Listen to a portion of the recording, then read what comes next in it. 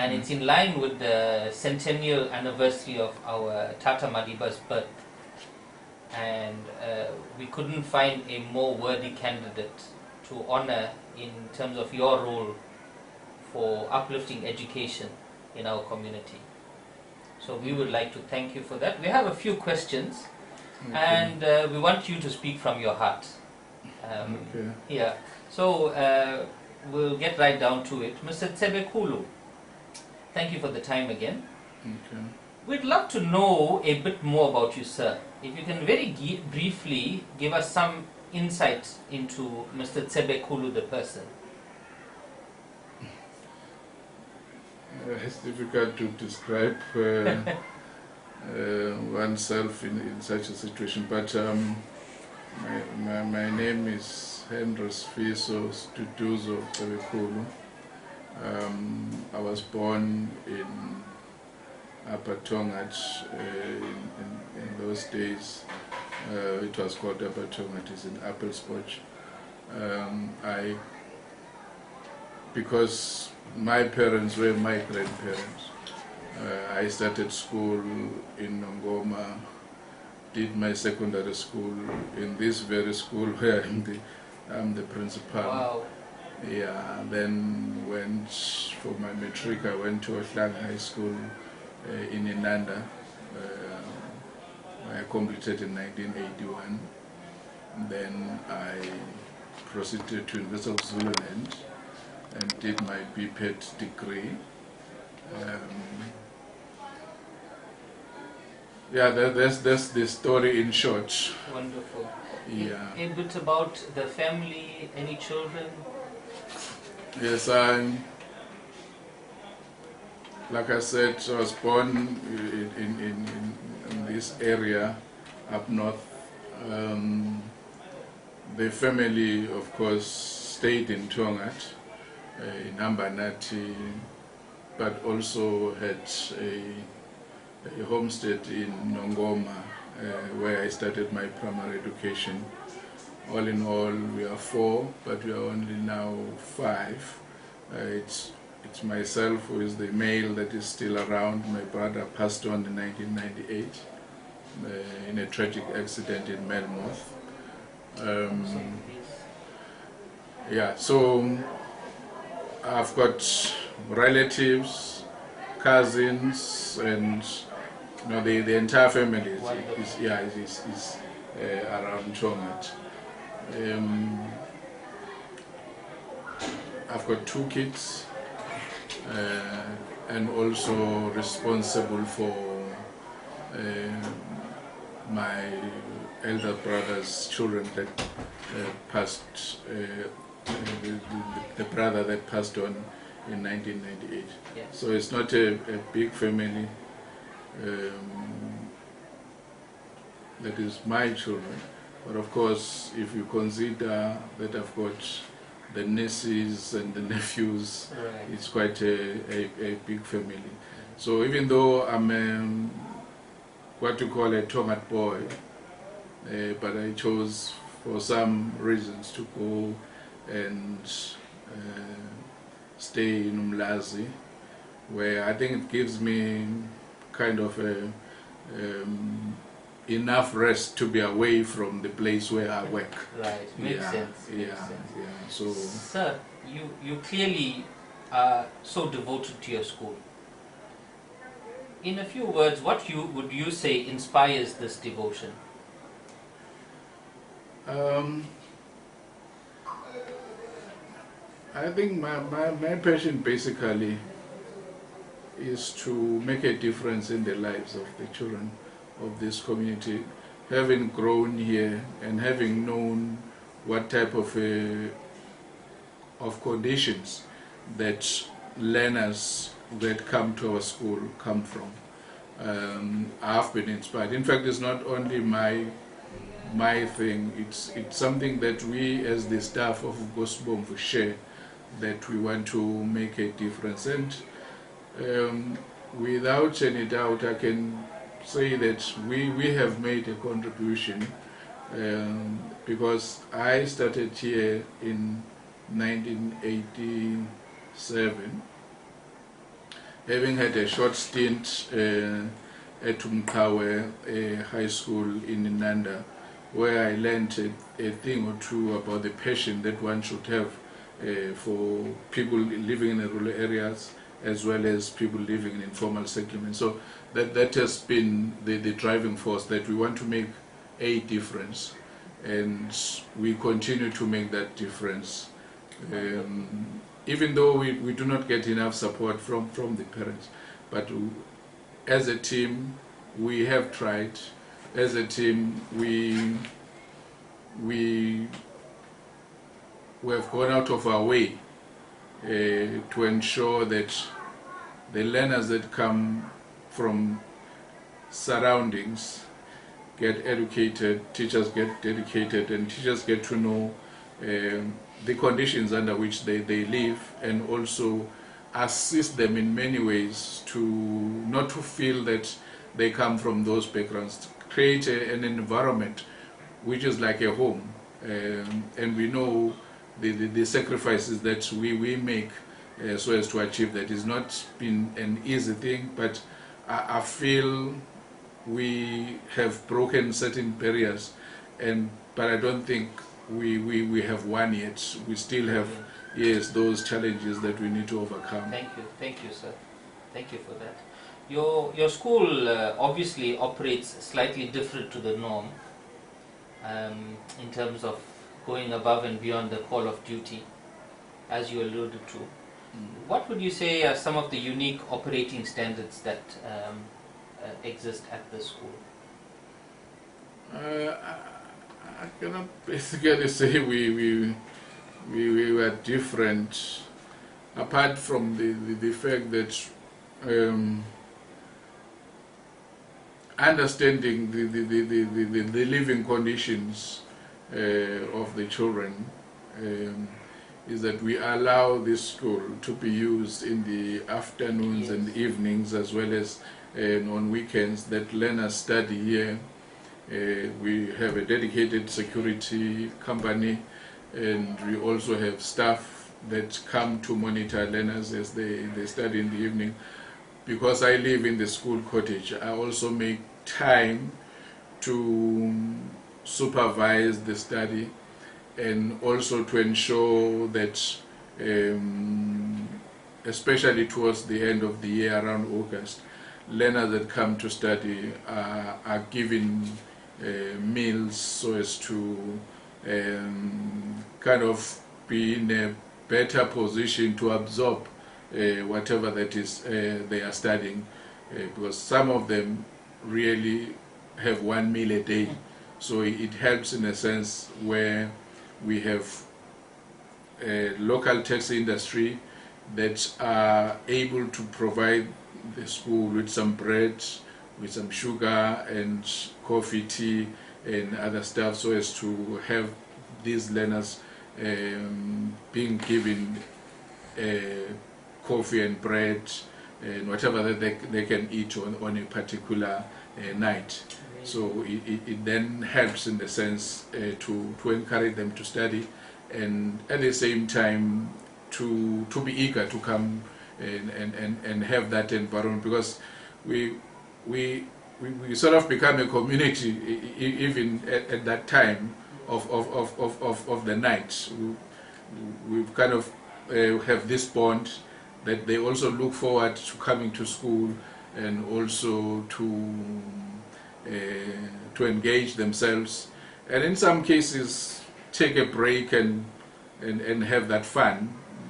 I've seen some of them even in the dead of the night playing soccer in the school yard. So it's a holistic program rather than a standard curriculum.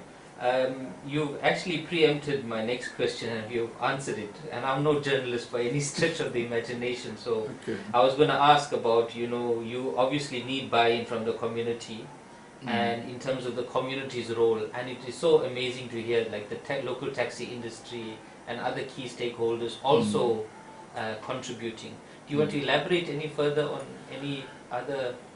Yes, we also have the support of our circuit manager, Mr. S.A. Chetty, who has made it his task that we get some milk. We also get some cups to serve the learners, and the support that he gives is also very key to the whole program, because he's a passionate person that also wants to see learners educated and supported all the way. So basically what these learners need is that support, love, and also guidance that they need, because they are very brilliant. It's only that the environment doesn't allow them. And also what we do at school, our periods are 1 hour long, because we understand the conditions. We make sure that the duty of the teacher is to unpack the content thoroughly, so that even if these learners do not get enough time to study, when they page through, they are able to remember what was taught and be in a position to attempt that examination. And I feel that has worked in many ways. Yes. No, it's very commendable if we're getting, that the key function is to create the conducive environment to empower and enable our children to be the best learners they can be. This might be another difficult question, because you said earlier that the work is not done. You clearly set the bar high and you keep raising it. But are you able to share some of the most recent highlights of the school? Being in this school for almost 31 years, I can say that through teamwork, we have been able to maintain good results for the past 20 years. In fact, prior to 2013, we have been averaging 90% pass rate. Brilliant. So it was only post 2013, with the introduction, of course, of the NCS and then the other changes that were made, that we dropped a bit. But I feel that we are now in the upward trajectory, in the sense that teachers have mastered the new curriculum, so they are now in a position to unpack it better, and that of course has been shown by the improvement in certain departments. Maths, science have always gone up since 2013, since 2014, and we also have the humanities. The challenges in the few subjects, but the only subjects where we felt we did not do well was around 60% pass rate, but in other subjects it's been averaging 100% and 80%. And I'm talking gateway subjects here. That is where we have kind of excelled in terms of the results. So that's been the improvement. But we feel that we will make some progress. But as a teacher, you know that you might have a good group in 2017 and not a good group in 2018. 2019 it might be a different story. But it is our mission that we always improve. But I also need to also mention the support that we also get from the neighboring schools. Some of our learners do not study around. Some of them, because of the situation, they study in some local centers like your preschool, and in some cases February Secondary School has been very kind to allow some of our learners to use their facilities to study, much the same way that we also allow learners from Tongaat, Firstdale, February that live in the Tongaat community to study in the evening, and we don't discriminate even when you serve food. We serve it to everyone that come to our school to study. So you mentioned earlier, you touched on parents, and it would be nice to get more support from parents. Obviously, you've had to face challenges. Would you care to elaborate on some of the bigger challenges you've had to overcome? The main challenge that parents have is that they are not in a position to assist their children with whatever that has been given to do at home, and there's been that reluctance as well, because if you are not educated, it becomes very difficult to understand what the needs of the children are, because in some cases even the learners themselves, they are able to fool parents much as they also fool teachers in the process. Yes. We don't get enough communication. The cell numbers, they keep on changing. Yes. In some cases we have a situation where learners give their own numbers to teachers. When you want to see the parent, it's the learner that answers the phone, because in some cases learners do not want us to have access to their parents. So that has been the challenge, and also the environment itself. It's a very challenging one, and one will not want to expose the difficulty in this school. The municipal pipes run through the school, and it's mainly sewage pipes that run through the school. And this is my 31st year, and for almost 20 years we have been having this sewage problem spilling over the school. The intervention has been very minimal, and there has been that reluctance even on the part of eThekwini municipality to own up and also to assist, except to come and unblock the system on a particular day. But it's been a daily occurrence, if I may put it that way. Almost once a week you have the switch blockade in school. Sorry, but this that does not deter us from doing our best, but it's a huge challenge that we also face. And maybe through this interview we'll reach out to somebody in the community who can champion this fight for us. Hopefully. I hope so. I hope so.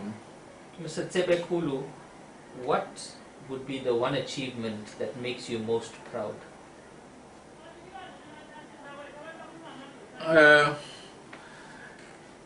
I know it would be like it's a dream, but if one would have at a certain stage in my few years that are left, I don't know whether I would be still in the school, if we could achieve 100% pass rate, that would be a huge achievement on my part, but it's something that we also as a school want to strive for, because we've got very experienced educators.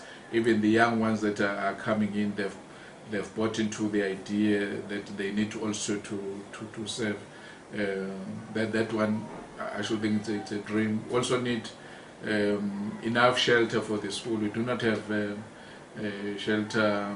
Even the Tongaat Town Hall cannot accommodate our learners. We've got plus minus 2,100 learners, and yeah, it's a challenge that they can't fit in the local community hall.